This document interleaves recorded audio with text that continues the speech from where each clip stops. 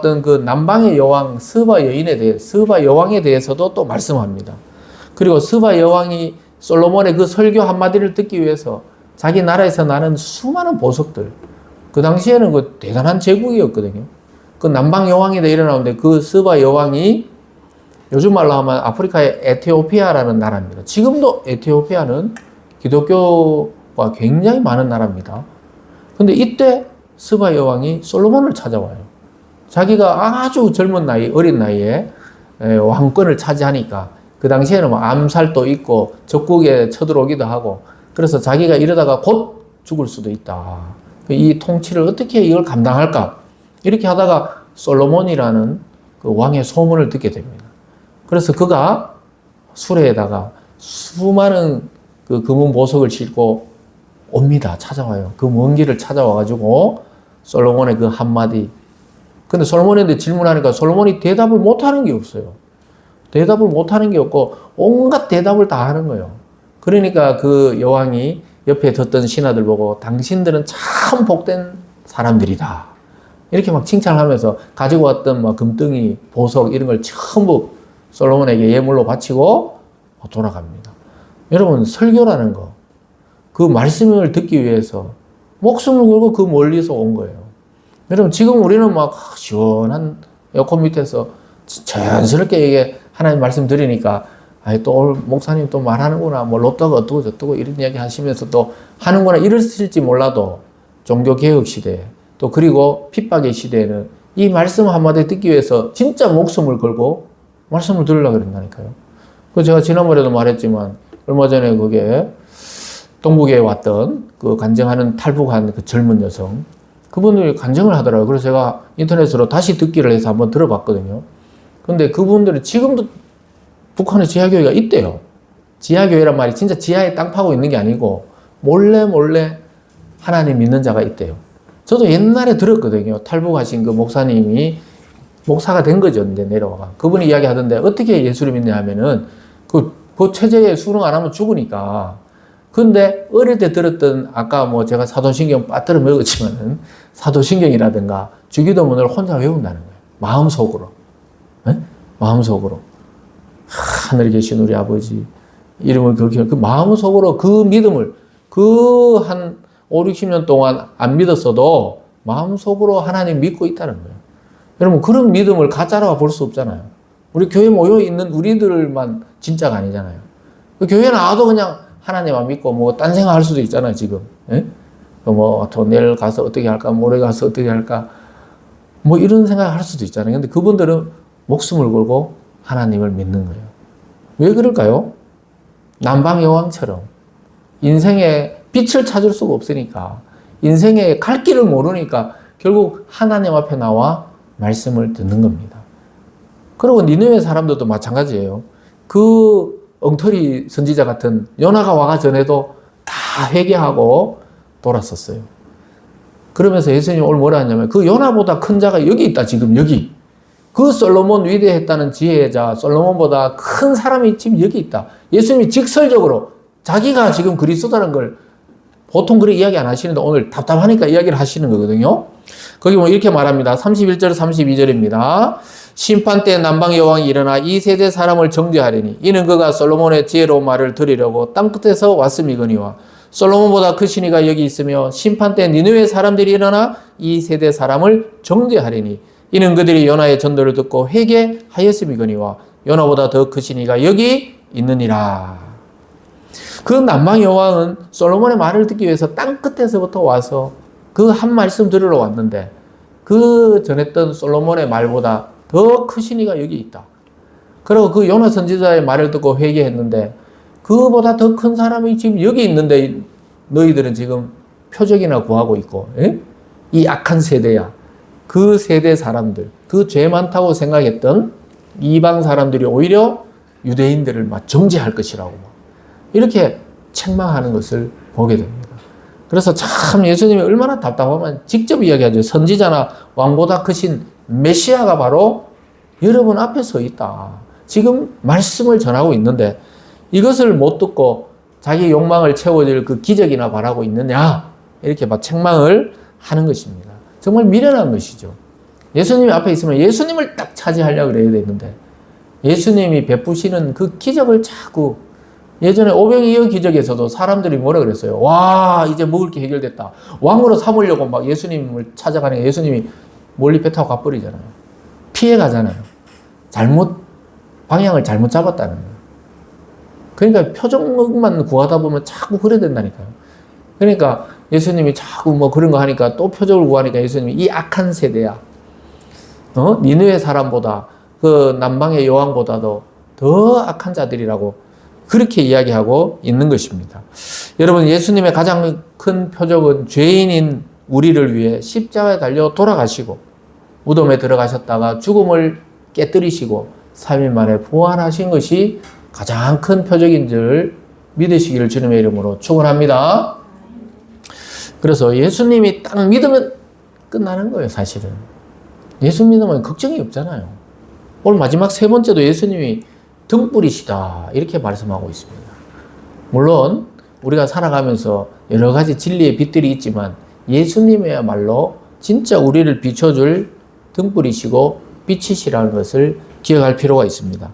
그래서 우리가 눈은 두 가지가 있어요. 성경에 보면 이 육체적인 눈이 있고 영적인 눈이 있습니다. 그러니까 여러분, 영적인 눈이 어두우면은 하나님 나라를 볼 수가 없게 됩니다. 여러분, 시력이 안 좋아 보신 적 있죠? 그리고 뭐 한 40대 후반 50대 되면 자꾸 안경을 위로 들잖아요. 이렇게 이 밑에 글 보려고. 예? 그게 이제 노안이 오는 거죠.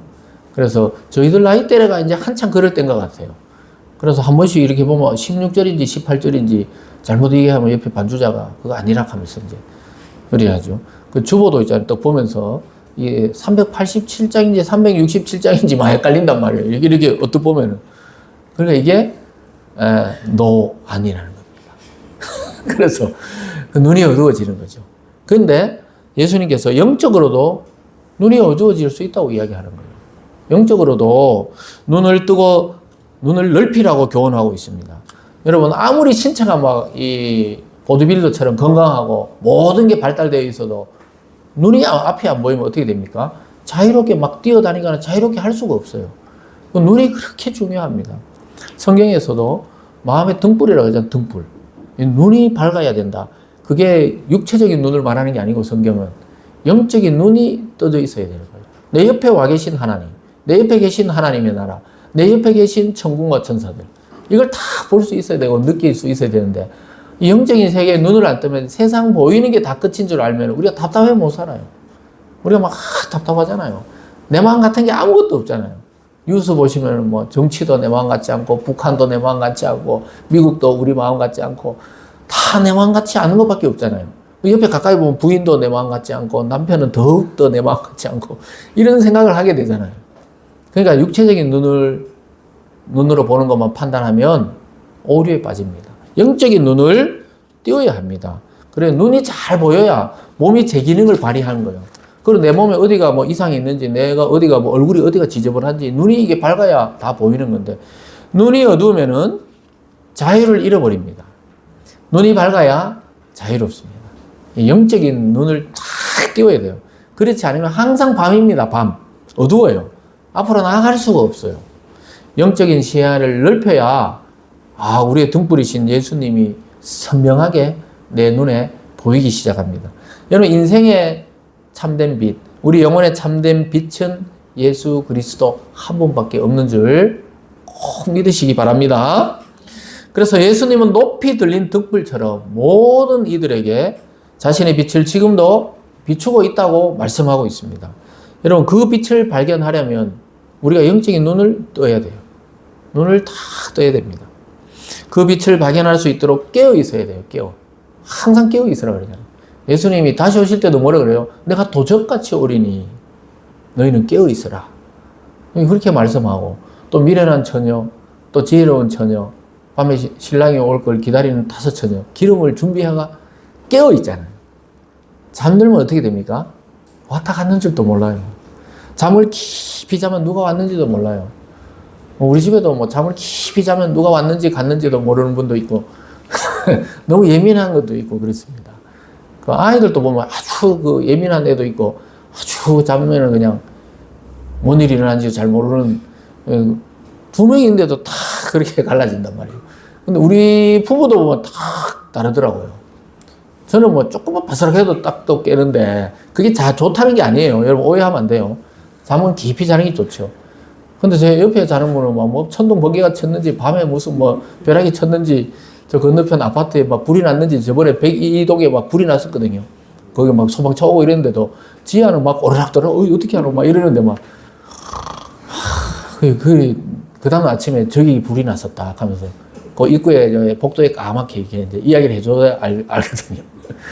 그것도 복이에요. 잘 자니까.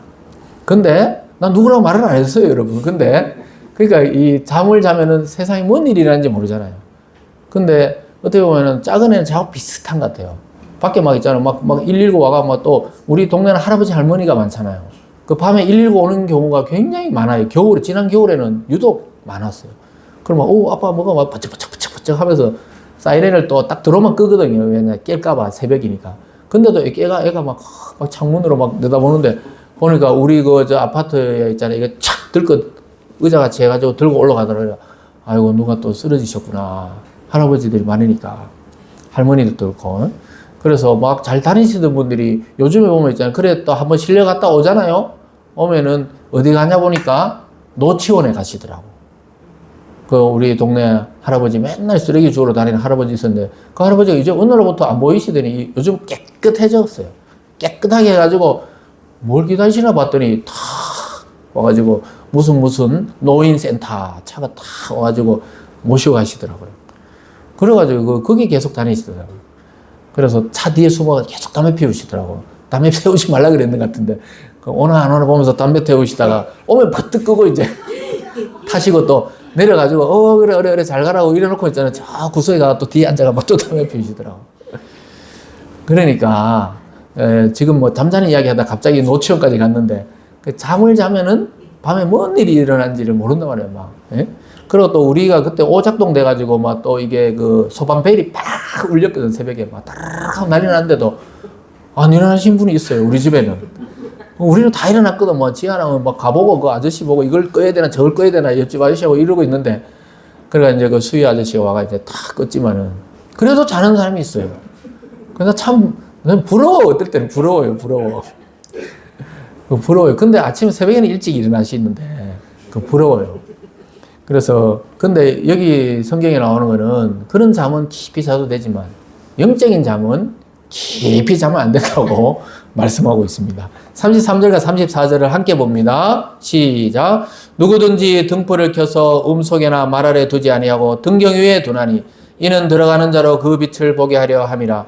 내 몸의 등불은 눈이라. 내 눈이 성하면 온몸이 밝을 것이요 만일 나쁘면 내 몸도 어두우리라.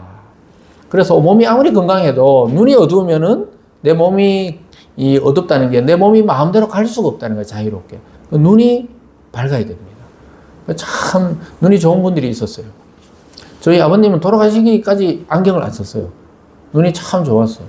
그래서 글자 저 보이시면 딱 보이는데 그 숫자가. 내가 한번 물어보니까 글자 보인다 하더라고요. 저는 안 보이는데 이 딱 안경 벗으면 잘 안 보이거든요. 그래서 눈이 참 좋으시더라고요. 그것도 복이죠. 눈이 좋으니까 다 보고 있는 거예요. 그리고 항상 이잖아요. 이왕 뭐 노치원 나왔으니까 마지막에 요양원 계실 때도 우리 형이 가거나 제가 가거나 뭐 누나가 가거나 또 어머니가 가거나 뭐 또 이제 또 우리 와이프가 가거나 뭐 누가 가도 있잖아요. 가만히 계셨거든요. 희한하게 손녀들이 가면 웃더라고. 그 희한해요. 저는 지금까지 미스터리예요. 우리는 알아보는 듯 못 알아보는 듯 마지막에 좀 그런데 돌아가시기 마지막 일주일 전에 애들이 갔었거든요. 생신이어가 갔는데 마침 이제 생신이어가 뭐 인사하고 뭐 이랬는데 뭐 활짝 웃는 거 있잖아요. 교회에서 애들 보면 왜 활짝 웃듯이 그 눈이 보이시는 거 봐 그때는. 근데 우리가 봐서는 계속 가만히 있어요. 뭘 잘못했나 우리가 이런 생각이 들면서 자리 들였어야 되는데 근데 애들 오면 활짝 웃어요. 그냥 여기 장난치듯이 야 그게 참 돌아가시기 일주일 전까지 그러시더라고요. 그래서 참 신기하다. 그 이야기 아마 우리 가족들인데 제가 했을 거예요. 아마 아내 보고 이야기했는지 제가 희한하게 형님이 가도 형수가 가도 그냥 뭐 저 떡을 입으라고 그냥 이러셨는데 애들 가면 진짜 만면의 미소를 띄우면서 요 교회 오시면 그 애들 보면 웃듯이 그대로 그러니까 눈이 참 밝으시더라고요. 여러분들이 영적인 눈이 이렇게 밝아야 돼요. 그리고 예수님이 빛이시기 때문에 그 빛을 딱 받으면 우리의 영적인 눈이 시야가 밝아집니다.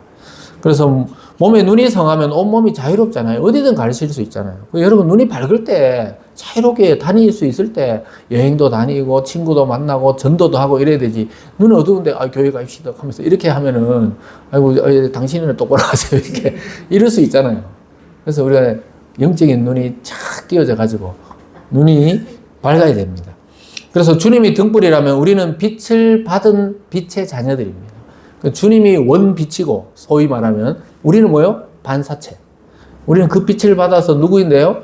예수님 말씀처럼 너희는 세상의 소금과 빛이 되라. 그래서 내 삶의 현장에 가서 여러분이 빛이에요. 여러분들은 잘 모르죠. 여러분 입으로 교회 다닙니다 말을 안 해도 나중에 오래 같이 생활하다 보면 알게 돼요.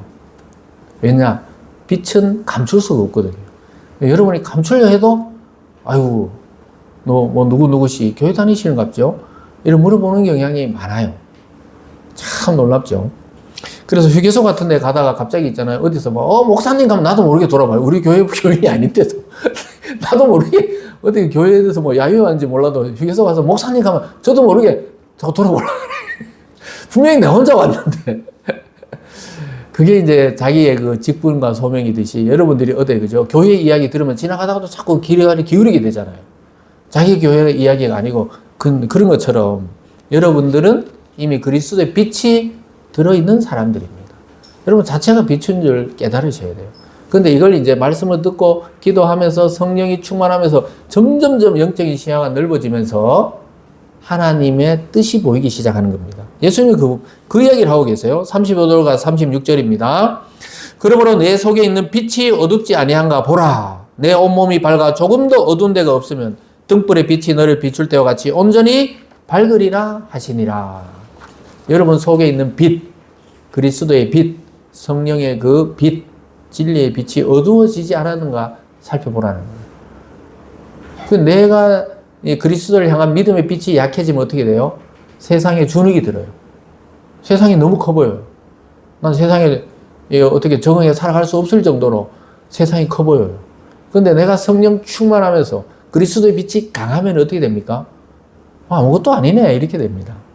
그냥 그리스도의 자녀로 당당하게 살아가는 거예요. 사람들이 너는 집도 없고 차도 없고 보석도 없고 이래도 제가 지난 시간에도 얘기했잖아요. 그런 게 뭐하러 필요 있어? 하나님의 자녀인데. 하나님은 우주를 통치하잖아요. 여러분 자랑하시라니까. 저 은하수가 내 거다. 이 세상에 내 보석은 없어도 저 은하수가 내 거다. 화성은 내 거고 토성은 누구 거고 이렇게 자신 있게 살아야 되잖아요. 왜냐? 내 백그라운드가 하나님이시기 때문에 그렇습니다. 여러분 진짜라니까요. 우리가 지금 이 육체로 있으니까 감각이 없지. 우리가 죽고 영은 하나님 나라에 갔다가 나중에 주님 재림할 때 우리가 같이 부활해서 영원한 몸이 됐을 때 우리 우주를 그냥 다니면서 통치하는 거예요. 주님과 함께 우주를 운행하면서.